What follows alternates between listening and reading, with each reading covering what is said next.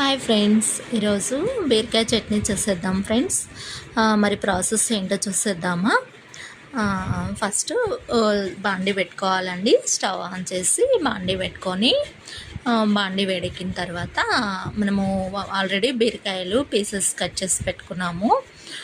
ఇప్పుడు కట్ చేసి పెట్టుకున్నటువంటి తాలింపు దినుసులు వేసుకోవాలండి. పచ్చిమిర్చి, జీలకర్ర ఇవన్నీ వేసుకొని బీరకాయ పీసెస్ వేసుకోవాలి.